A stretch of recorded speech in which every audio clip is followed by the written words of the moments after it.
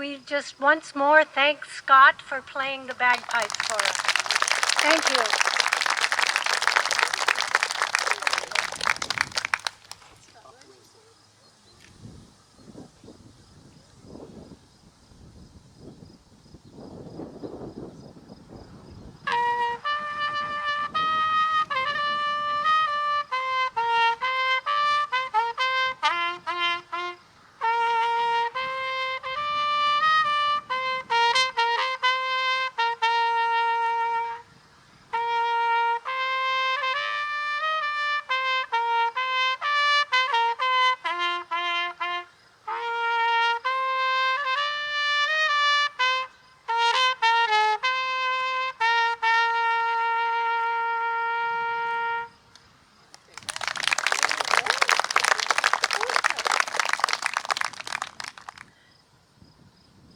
To all gathered in this sacred space, welcome.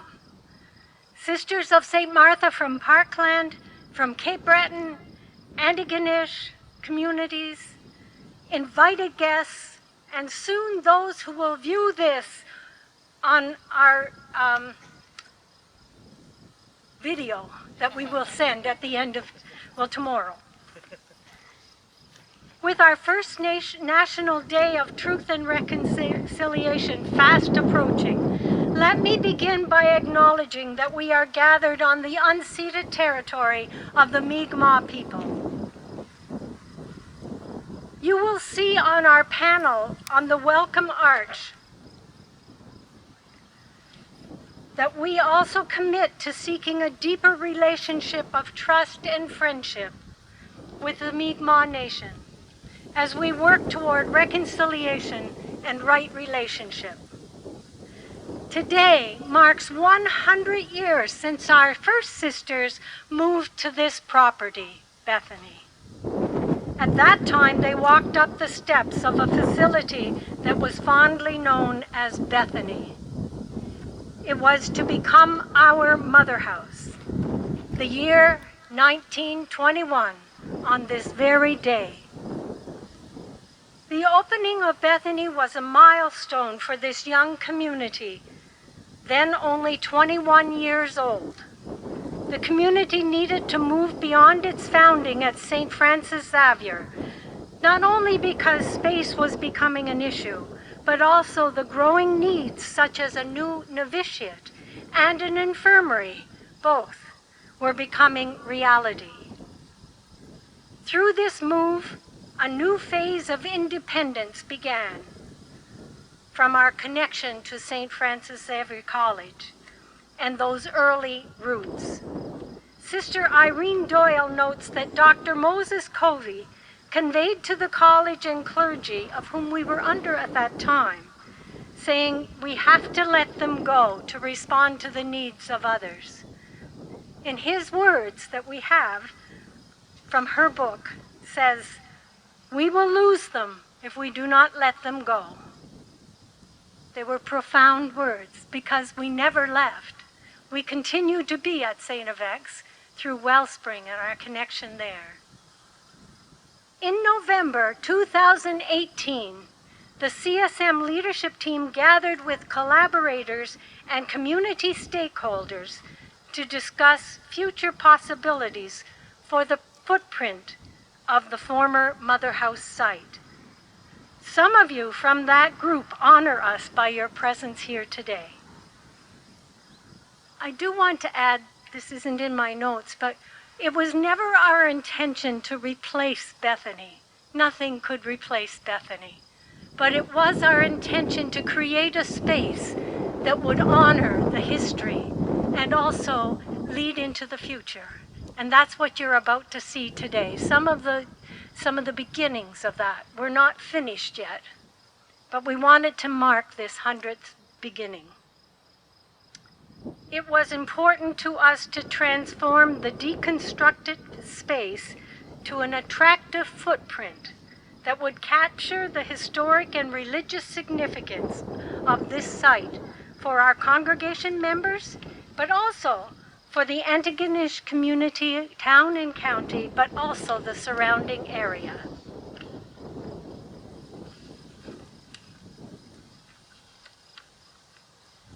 Mary Lee Solowitzky. Are you here, Mary Lee? Just stand up for a second so they see you. That's her.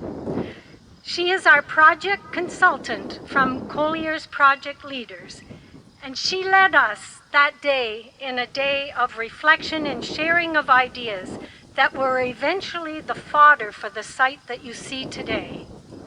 It was there that we heard, oh, you need to keep the steeple in some way. And it was another one said, you have to keep some pieces of the former Bethany, like ruins here. You're going to see that today too. And there were other ideas, and we appreciated gathering with them to help create this garden space. A garden like this takes many people to come up with the dream, but many others to make that dream a reality. We have with us today Tina Beers and Chris Collins. Could you both stand? Tina's here and Chris is way over there directing traffic. They are of Veritas, and they are responsible for the design of this garden. They worked with us. We had lots of opinions, you can imagine, but they had ideas and creativity to create this garden. Mike Howie of Dexter. Is Mike here? Okay, right there.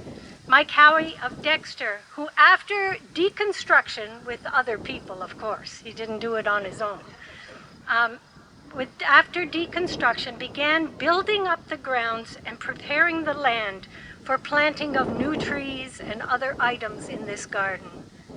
So not always do you get someone who deconstructs and then also works to rebuild, but they did. We have a company from Quebec called Susi Aquatics. They're not able to be here today, but they are engaged on working on the steeple that you'll see over there. And the steeple will have a reflective pool, and somebody will be there to tell you about it when you walk by. It's not quite complete, but soon will be. And it is our hope that we will have light shining in through the steeple to the cross. And it will reflect into the pool eventually. We also are pleased to have engaged Philip Prozenko of Atlantic's Creative Works, who designed the entrance sign, the teardrop stained glass on your way in. And he also worked very closely with Jessie Chisholm. Is Jessie here? Could you stand too, please? Jessie was the main archivist for this project. We have other archivists who are also here, but Jessie was the overseer of the storyboard committee who helped to create. They helped to create some of the archway the committee did, and 2 storyboards that are present in the park today. When you take your walk, you can look at those 2 storyboards. But eventually we'll have 11 boards that will, and 2 specialty boards that will be over by the altar piece. And they will highlight some of the history of the Sisters of St. Martha and the ministries to which we have been committed, as well as celebrate the ways we are present today and some hope for the future. This is not only about the past, and you'll notice that on the very first sign coming into the garden, it says, which one will you be? Which Martha will you carry with you this day? It is not just the past, but into the future. We have ordered benches, which have not quite arrived, again because of wood being hard to get because of COVID. But we are pleased to share with you that Jason Shannon of Shannix, and Jason, are you here? Yeah, and Candace, that they have purchased one of the benches in honor of our 100th anniversary and have gifted it to us. Thank you. Yes. For now, it has found a home over by the altar piece, but we're not sure where it will fit, but it'll find a spot. And Ian, you were part of that too. Thank you.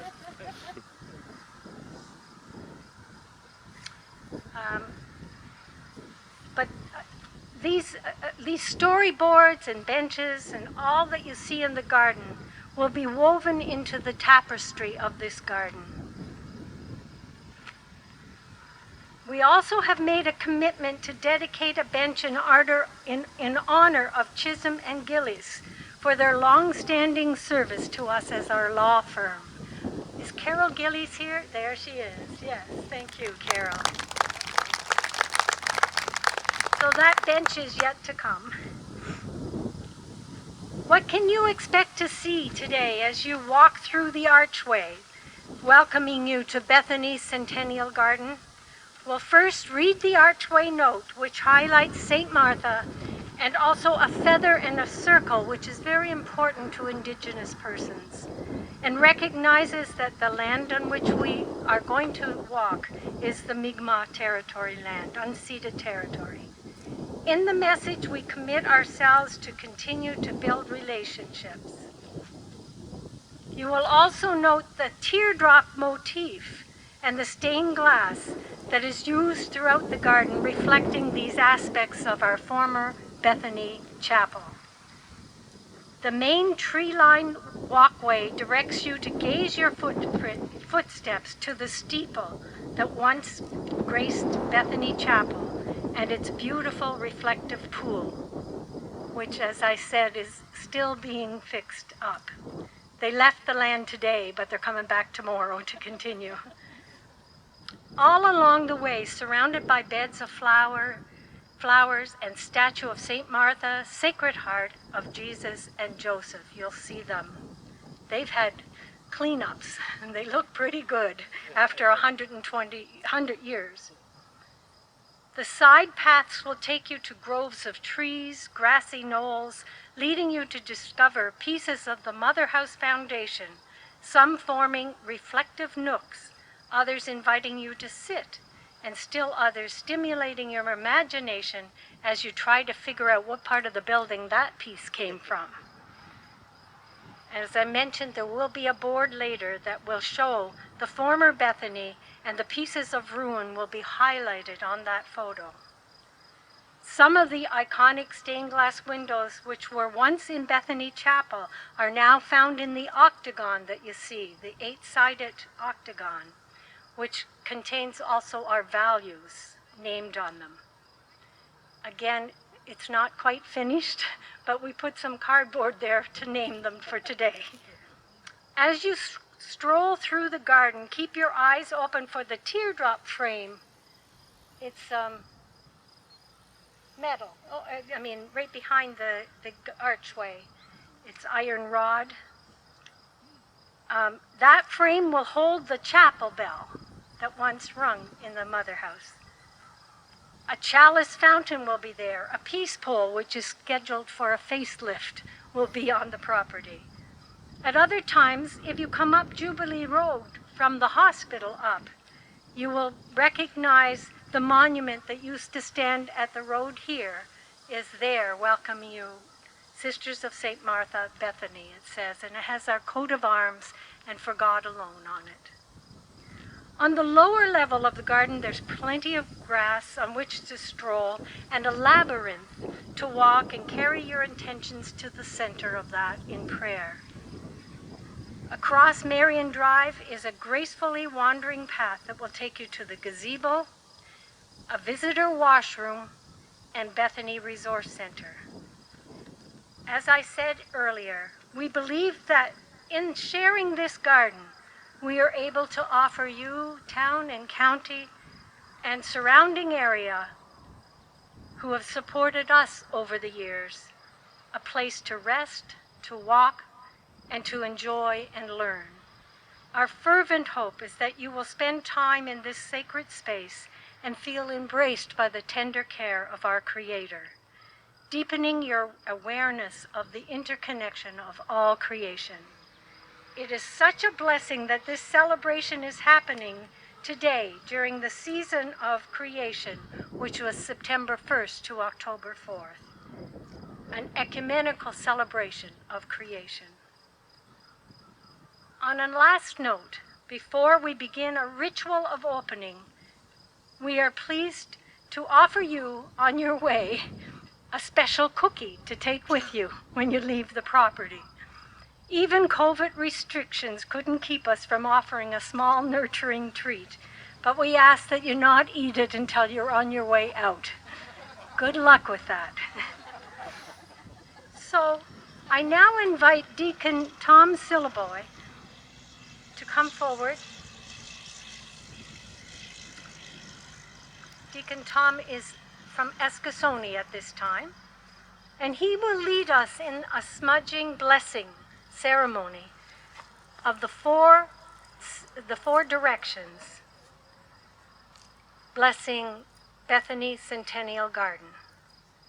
I also invite Sister Dorothy Moore and Sister Veronica Matthews to join him in praying to the Great Spirit of the East, South, West, and North, and then they will drum the heartbeat of earth as he blesses these four directions.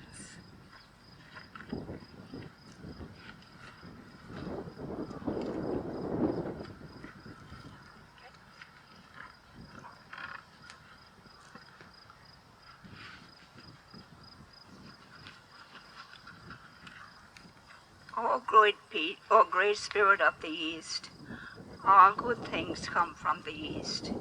The freshing wind brings warm rain and sunshine. Each day guides us to see you in everything we do, everyone we meet. Be kind in your blessings, O Lord.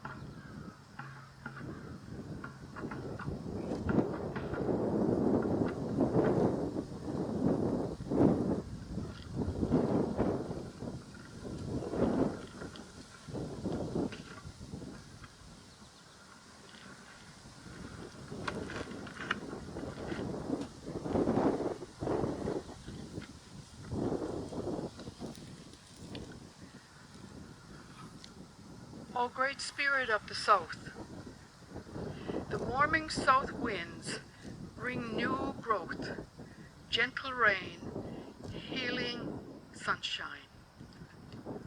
Bless us with enough food and the good things from the earth. As we eat nourishing food, help us to know you as the giver of all good gifts, Lord.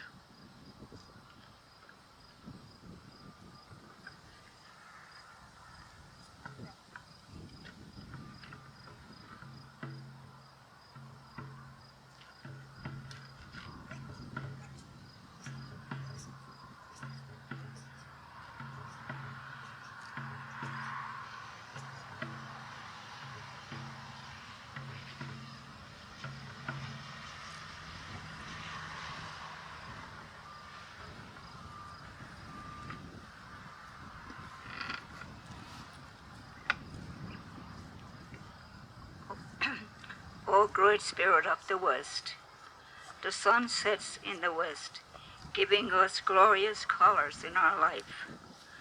Night can be scary sometimes. The darkness can also mean calm, healing sleep. May good dreams and deep sleep cleanse us from all that is bad and evil. Renew and precious, O Lord.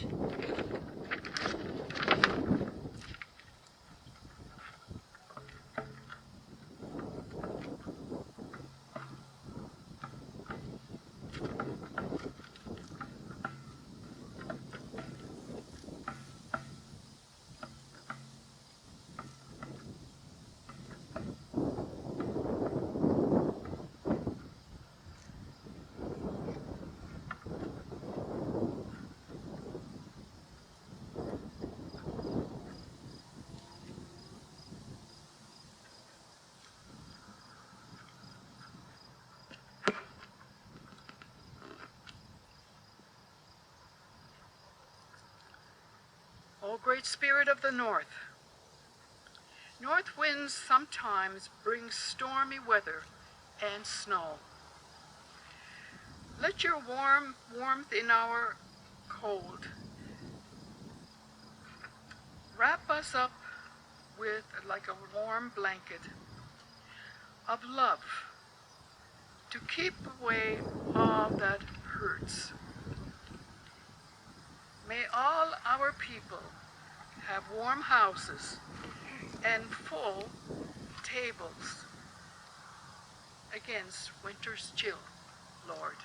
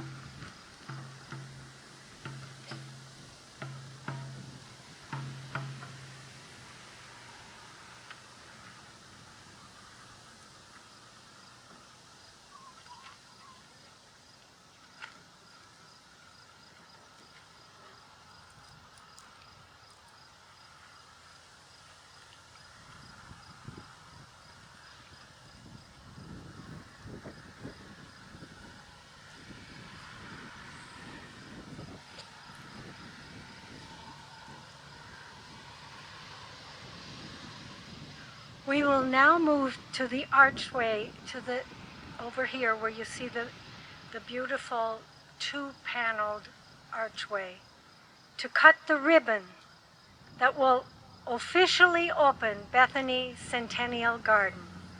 For this ritual, I needed some help, so I invited Sister Madeline Conley, an elder of over 100 years, to assist me in cutting the ribbon to the garden. And after that, you will follow after you see us get to the area. Thank you for being with us on this special day, and know that you are most welcome to return to this garden with family and friends at a time when maybe you're not so burdened by the pandemic restrictions. We do invite you to follow when you do come. Follow the signage so that we can continue to offer hospitality to all who may wish to come to this sacred space. And don't forget the cookie on the way home.